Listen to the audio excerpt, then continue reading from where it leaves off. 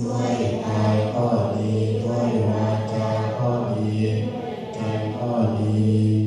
ทำดีอุตตมังปะตังนิพพานังกามาติเยนะไกมาแล้วใน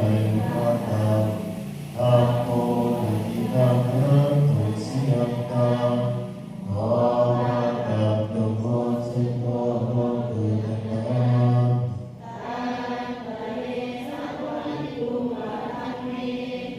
พวกเราสัตว์รวมระหว่างในพระธรรมในวันต่อไป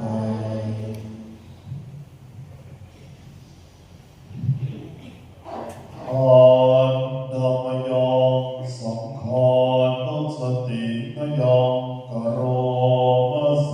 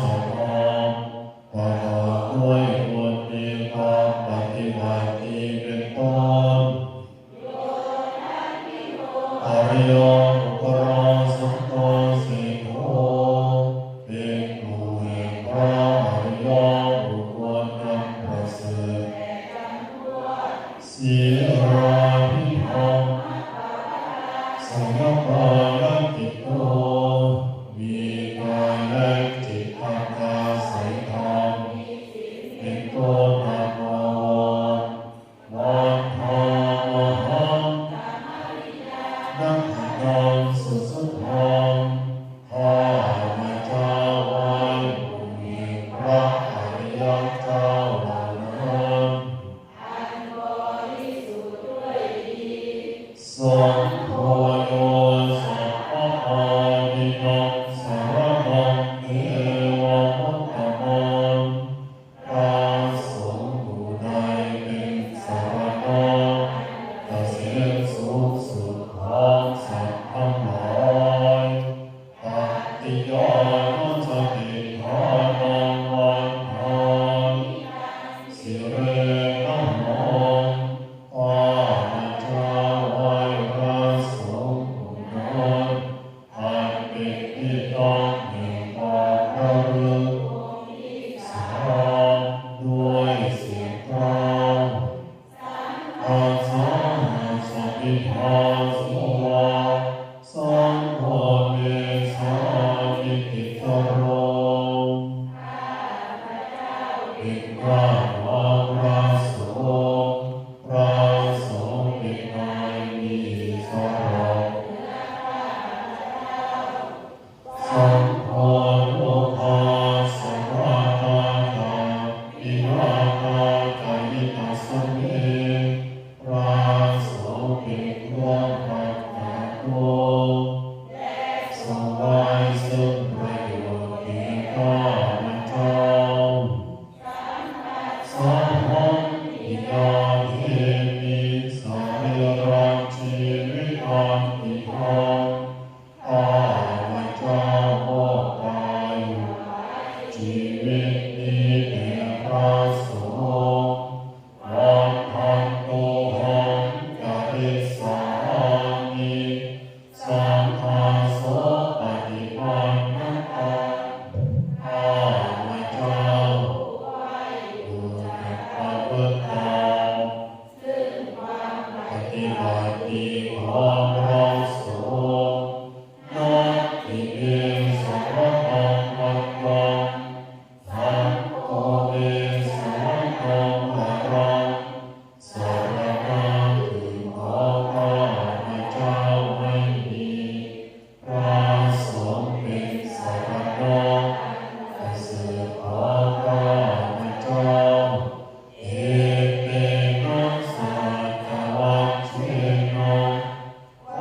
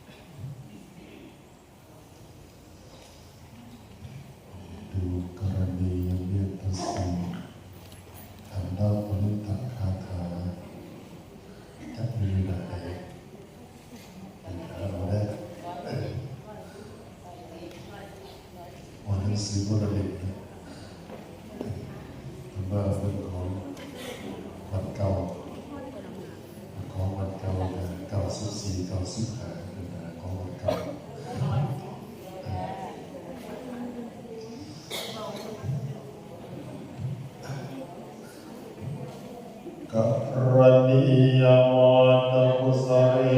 นะดังตังสันตังปัฏฐังอภิสัมเมตัสสะโตจะโสโทจะโสโทจะสัมโทอัตติมานีจะโกจะภุโรจะอาปัจจิโกอิคันตินาริโยจะนิปะโคจะอาโอปุเรสุวรรณุขิโตธัมสมาจาเรกิติเยนะวินโยไตโยสุขิโนเทปิโนตุสัพเพสัตตาวันตุสุขิกาเอกิปันโอทาติตัสสะภาวะราวาวันนาสิสาธิกาเอมหันตานัจจินังอนุตังโหราติภาวะเยเอกโตเรวะสันติอริโตเรอเว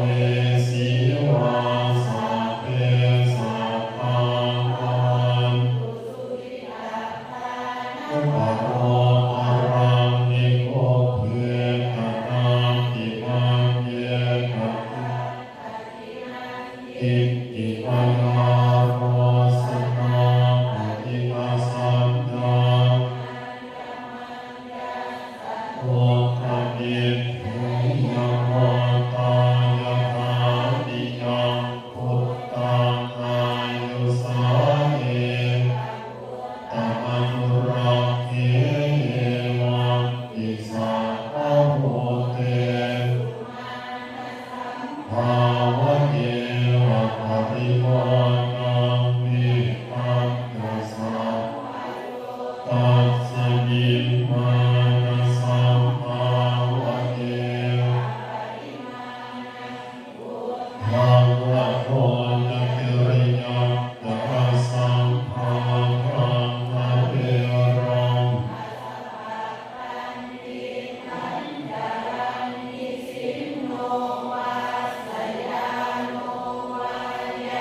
วัฏฏะสัมมิหัตถิโทเอกังสติงติอายัมรัมมะเมตังอิทามามุอิทิตะคานุวะธัมมสีราวาตัสนะสัมปันโนภาเวสุวินัยยะเกตังทุกขปัสสยยังเอติติวิโรปักเขยิเตเมตังเมตังอิเดชาพยาพุตเตเมตังเมตังหาโพจักขเกติกาปาอิเดเมตังเมตังติปาทะเกจัตโตปะเตอิเดเมตังมโมปะเทอิเดโมมังคะปาทะโต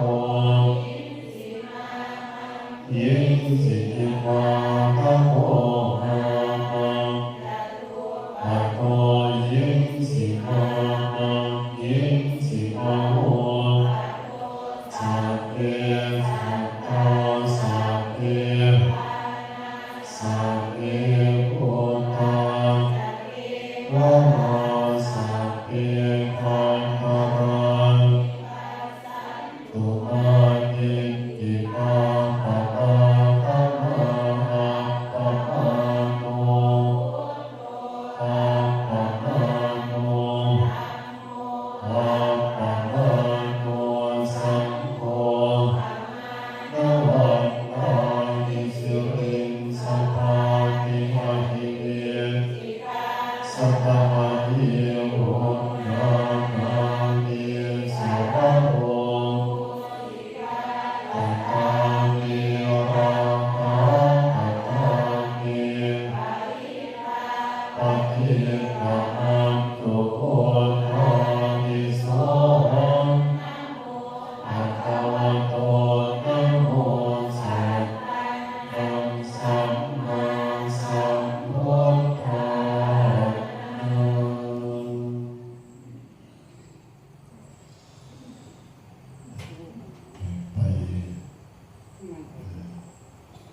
พิจารณาสังขาร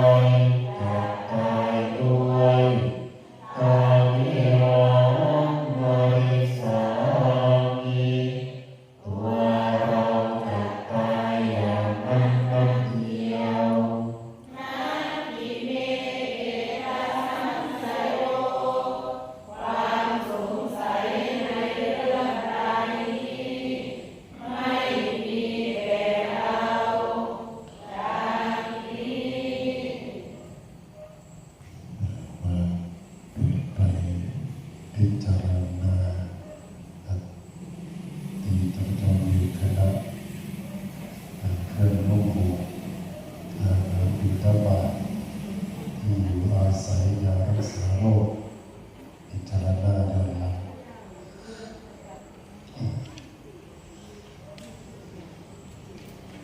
อัน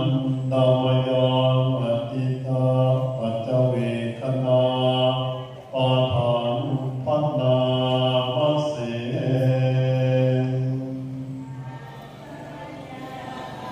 อาปัจจเวกิตวายังจีวรังปริพุทธังจีวรใดเราต้องหมดแล้วไม่ได้พิจารณาในวันนี้วันเทวาสิตัสสะปฏิฆาทายาจีวรนั้นต้องหมดแล้วเพียงเพื่อบำบัดความหนาวโอนาสะปฏิฆาทายาเพื่อบำบัดความร้อน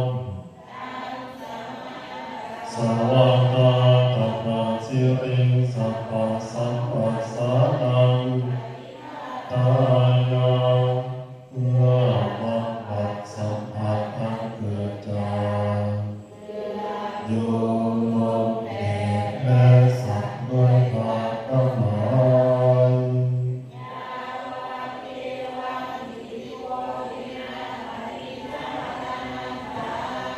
และเพียงเพื่อปกปิดอวัยวะเกิดความละหายอัจฉริยะปัญจเวกิตวาโยวิตตาปะโตพุทโธวิตตาหาไกจักแล้วไม่ได้พิจารณาในวันนี้โสเนวะภวายาอิตตาหานั้นเราจักแล้วไม่ใช่เป็นไปเพื่อความเพลิดเพลินนาคัมภายาไม่ใช่เป็นไปเพื่อความมาวันพลังวรังร่างกาย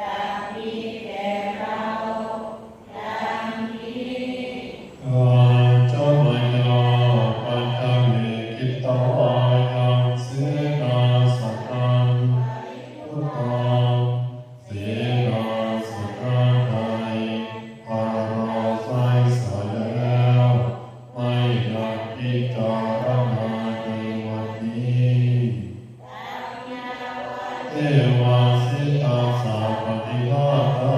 ยาเสนาสนะกันใครสายแล้วเยี่ยมก็รับบาดความหนาวโอนาสาปฏิฆาตายาเพื่อวันบาดความร้อน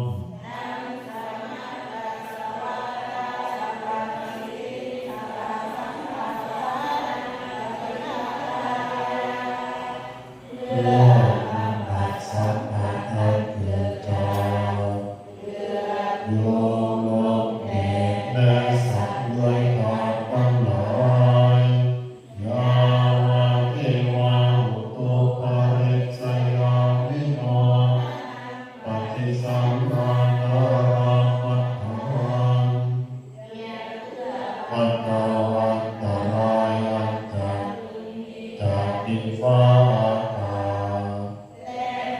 ความเป็นผู้ยินดีอยู่ได้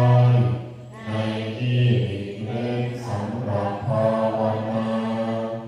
ปัจฉมยาปัจจเวกิตวาปานาปัจจยาเมสัสสะปริฆาโนปริพุตโตเอสัมมาริภาไตอาราวาริโภคแล้วให้นานพิจารณาโสยาวาเทวาอุปัฏฐานังอาทิภานังเวทนานังปฏิฆาตายา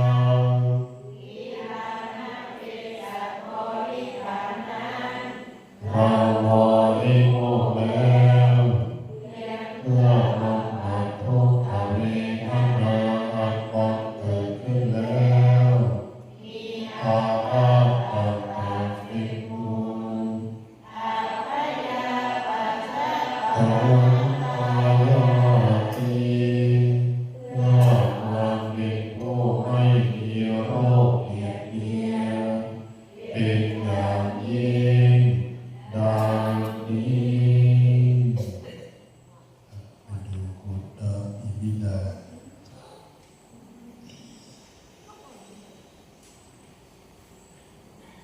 อันนวยังมุทิสนาทิฏฐานาคาถาโย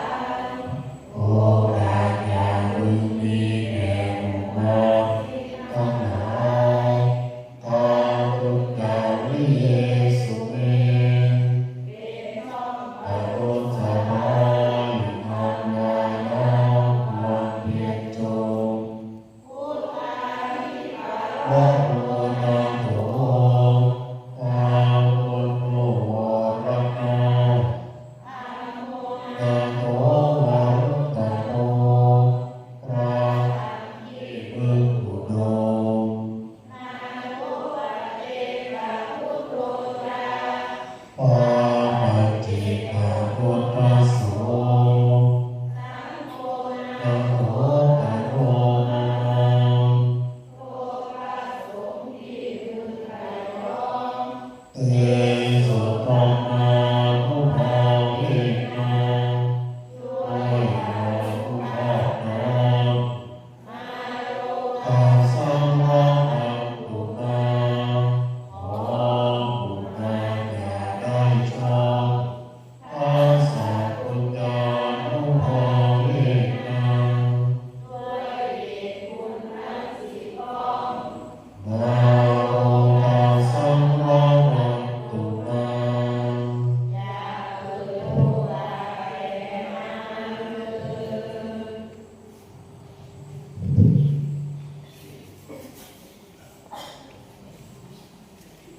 อาตาทิพัตเตเจติยังสัพพังอานิสุปฏิทิตังสารีริกธาตุมหาเทวตาโรกัง สาวกสัมปัสสะเทววันนานิอาหังเตสยเตอะเนหังเอกมะเนติสัพพะทา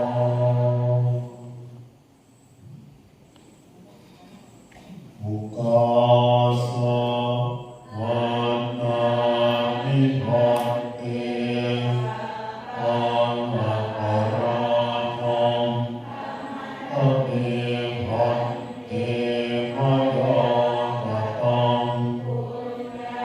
สามินาอนุโมสา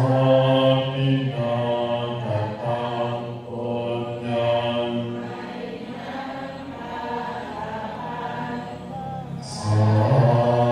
ธุสาธุอนุโม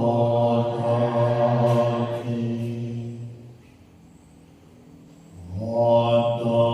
ปิพุทธังสัพพะเทวสังฆะเนพันเตหันตังธัมมังสัพพะเทวสังฆะเนพันเตวันตังธังสัพพะเท